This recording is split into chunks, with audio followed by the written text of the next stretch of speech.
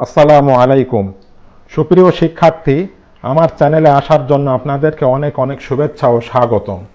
তো ভিউয়ার্স, আজকে Microsoft Excel প্রোগ্রামের পার্ট 33 তথা ডেটা ভ্যালিডেশনের ডেসিমাল নাম্বার নিয়ে বিস্তারিত আলোচনা করব। আমি গত টিউটোরিয়ালে ডেটা ভ্যালিডেশনের এনি ভ্যালু এবং হোল নাম্বার নিয়ে বিস্তারিত আলোচনা করেছি। তো আপনি যদি আমার আগের ভিডিওগুলি না দেখে থাকেন তাহলে অবশ্যই দেখে নেবেন।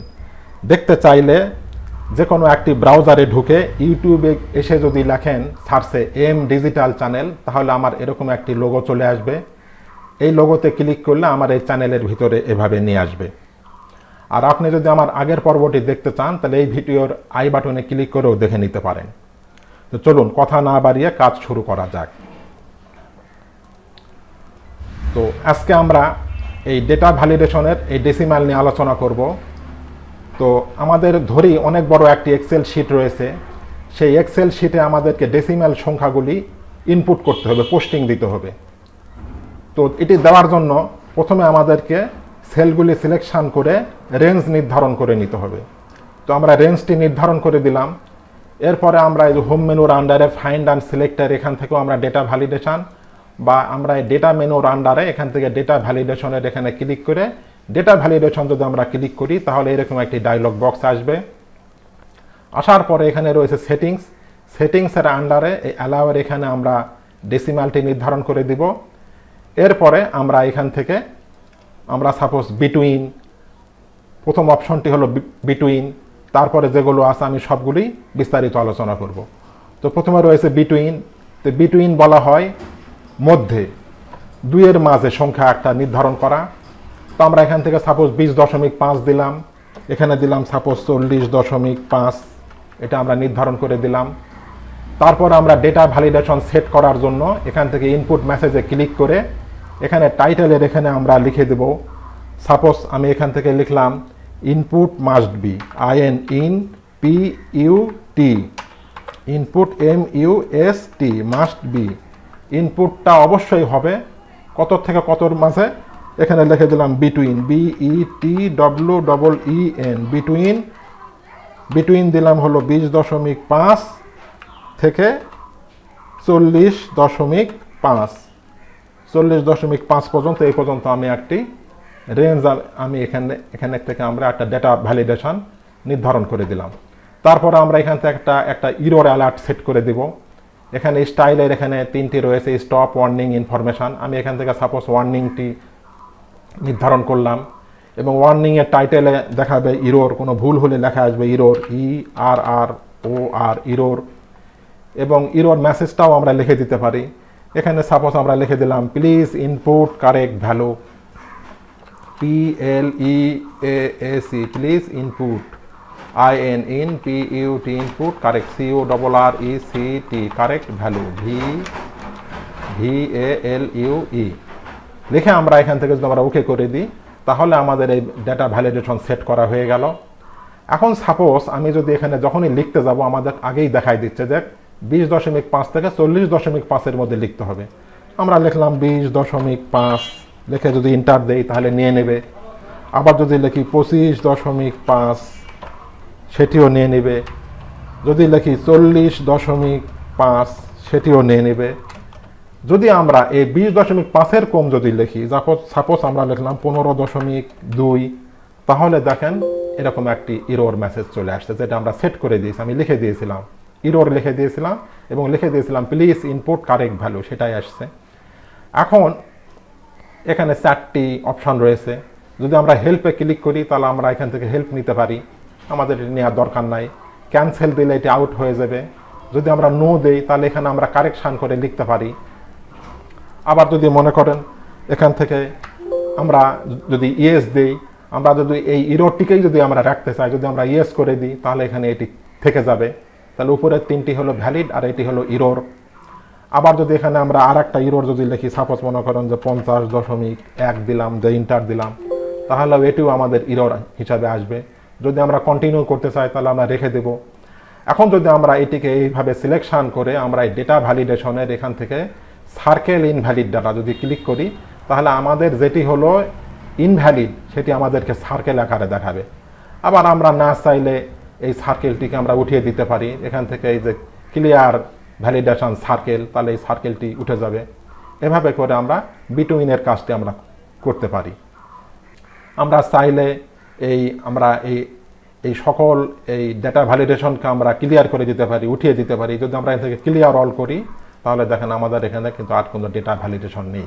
এখন আমরা ইচ্ছা মতো এখানে লিখতে পারবো, যেমন 100.1 বা মনে করেন দিলাম 20.2, আবার দিলাম মনে করেন যে 200.3, ইচ্ছা মতো আমরা দিতে পারি। অর্থাৎ এখানে আর কোনো ডেটা ভ্যালিডেশন এখন নেই। তো তারপরের অপশনটি দেখার জন্য আমরা এখান থেকে ডেটা ভ্যালিডেশনের এখানে ক্লিক করে এখান থেকে সেটিংয়ের আন্ডারে আমরা এখান থেকে যদি ডেসিমাল সিলেকশন করে বিটুইন, আমরা দেখেছি বিটুইনের পরের অপশনটি হলো নট বিটুইন, অর্থাৎ বিটুইনের বিপরীতটাই এখানে দেখাবে। তো আমরা এখানে মিনিমাম আমরা 20.5 এটি নির্ধারণ করলাম, ম্যাক্সিমাম আমরা দিলাম 40.5 এটি আমরা নির্ধারণ করে আমরা এখানে ডেটা ভ্যালিডেশন সেট না করে জাস্ট আমরা ওকে করলাম। এখন যদি আমরা লিখি এই 10.5 লিখে যদি এন্টার দেই তাহলে নিয়ে নিবে, এবং 40.5-এর উপরেরটা যদি দেই, যদি লিখি 45.5 তাহলেও নিয়ে নিবে। কিন্তু যদি আমরা 10.5 এবং 40.5-এর মাঝামাঝি যদি লিখি, সাপোজ 35.1 লিখে যদি এন্টার দেই তাহলে কিন্তু এভাবে আমাদেরকে নট ভ্যালিড দেখাবে, নেবে না। তো আমরা এই বিষয়টি দেখলাম। এখন আমরা দেখব তারপরের অপশনটি। তারপরের অপশনটি দেখার জন্য এটিকে সিলেকশন করে ডেটা ভ্যালিডেশনের তারপরের অপশনটি হলো ইকুয়াল টু। আমরা ইকুয়াল টুর এখানে ভ্যালু রাখলাম 20.5, 20.5 লিখে আমরা ওকে করে দিলাম। তাহলে এটি আমাদের এখন এটি 20.5-এর সমান যে সংখ্যাগুলি রয়েছে এটি আমরা লিখে যদি এন্টার দেই তাহলে এটি নিয়ে নেবে। আবার যদি 20.5-এর চেয়ে যদি কম দেই তাহলে কিন্তু নেবে না, যেমন 10.1 লিখে যদি এন্টার দেই তাহলে এরকম আসবে। আবার 20.5-এর উপরেরটা যদি লিখে যেমন 30.8 লিখে যদি এন্টার দেই তাহলেও নেবে না। তো আমরা ইকুয়ালটি দেখলাম। এখন আমরা দেখব ইকুয়াল টুর পরের অপশনটি দেখব। তো এখানে এসে আমরা ইকুয়াল টুর পরের অপশনটি হলো নট ইকুয়াল টু, মানে ইকুয়াল টুর বিপরীত। 20.5 ছাড়া বাকি যে সংখ্যাগুলি আমরা এখানে লিখব দশমিক সহকারে সেটি নেবে। তাহলে যদি আমরা এখানে লিখি, তাহলে আমরা এটিকে ওকে করে দিই, এখানে যদি লিখি 19.5 বা 19.2 লিখে আমরা এন্টার দিলাম তাহলে নিয়ে নিবে। যদি আমরা লিখি 21.4 তাহলে নেবে। কিন্তু যখনই আমরা লিখব 20.5 তখন কিন্তু আর নেবে না, যেহেতু বলে দিয়েছে এটি নট ইকুয়াল টু। তো আমরা এটি ক্লিয়ার করে দিলাম। এখন আমরা দেখব তারপরের অপশনটি, এটি আমরা মুছে দিয়ে এখন আমরা এটিকে সিলেকশন করে ডেটা ভ্যালিডেশনের তারপরের অপশনটি হলো এই গ্রেটার দেন। 20.5 আমরা রাখলাম। 20.5-এর যে সংখ্যাগুলি বড় সেগুলো লিখলে এটি নিয়ে নিবে। আমরা এখানে লিখলাম 22.5 লিখে এন্টার দিলাম তাহলে নিয়ে নিবে। তো আমরা এটি দেখলাম। তারপরের অপশনটি হলো এটিকে সিলেকশন করে ডেটা ভ্যালিডেশনের এখান থেকে আমরা গ্রেটার দেন অর আমরা এখন দেখব লেস দেন। 20.5-এর চেয়ে যে সংখ্যাটি কম সেগুলি লিখলে সেখানে নিয়ে নিবে। তো আমরা এখানে লিখলাম 8.3 লিখে আমরা যদি এন্টার দেই তাহলে নিবে। যদি লিখি আবার 20.5 তাহলে এন্টার দিলে কিন্তু নেবে না, কারণ আমরা বলেই দিয়েছি যে 20.5-এর চেয়ে ছোট দশমিকের সংখ্যাগুলি সে এখানে নেবে। তো আমরা আবার এই সেলগুলিকে সিলেকশন করে রেঞ্জ নির্ধারণ করে ডেটা ভ্যালিডেশনের এখান থেকে আমরা যদি এখান থেকে নির্ধারণ করে দেই greater than or equal to, অর্থাৎ 20.5-এর সমান বা 20.5-এর চেয়ে যদি যে সংখ্যাগুলি বড় সেগুলি লিখলে সে এখানে নেবে। তাহলে আমরা প্রথমে লিখলাম 20.5 লিখে এন্টার দেই তাহলে এটি নেবে। বা 20.5-এর চেয়ে বড়, সাপোজ এখান থেকে 26.7 লিখলাম তাহলে এটিও নেবে। কিন্তু যদি আমরা 20.5 এবং 20.5-এর চেয়ে বড় বা তার চেয়ে যদি ছোট, অর্থাৎ সমান বা তার চেয়ে বড়, এটি বাদ দিয়ে যদি আমরা 20.5-এর চেয়ে ছোট কোনো সংখ্যা লিখি, সাপোজ 5.5, তাহলে কিন্তু আর নেবে না। তো আমরা এই দুটি বিষয় দেখলাম। এখন আমরা দেখব তারপরের অপশনটি। তারপরের অপশনটি হলো ডেটা ভ্যালিডেশনের পরের অপশনটি হলো এই less than or equal to. এটাও আমরা 20.5ই রাখলাম। রেখে যদি আমরা ওকে করে দিই, অর্থাৎ 20.5-এর সমান বা এর চাইতে যদি ছোট সংখ্যা যদি আমরা লিখি তাহলে সে নেবে।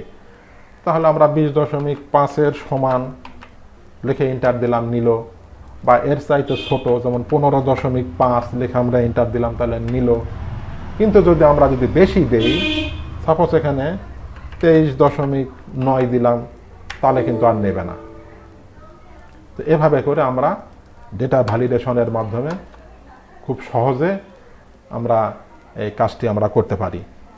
তো ভিউয়ার্স, আজকের মতো এই পর্যন্তই। এতক্ষণ কষ্ট করে ধৈর্য ধরে ভিডিওটি দেখার জন্য অনেক ধন্যবাদ। ভিউয়ার্স, আপনি যদি আমার চ্যানেলে নতুন হয়ে থাকেন তাহলে পরবর্তী ভিডিওগুলি পাওয়ার জন্য চ্যানেলটি অবশ্যই সাবস্ক্রাইব করে পাশে থাকা বেল বাটনটি অন করে দেবেন। তাহলে আগামী ভিডিওগুলি আপলোড করার সাথে সাথে পেয়ে যাবেন। আর পূর্বে যদি সাবস্ক্রাইব করে থাকেন তাহলে অনেক অনেক ধন্যবাদ। সেই সাথে লাইক, শেয়ার ও কমেন্ট করতে ভুলবেন না। তো ভিউয়ার্স, আগামী টিউটোরিয়ালটি দেখার আমন্ত্রণ জানিয়ে বিদায় নিচ্ছি। সকলে ভালো থাকবেন। আল্লাহ হাফেজ।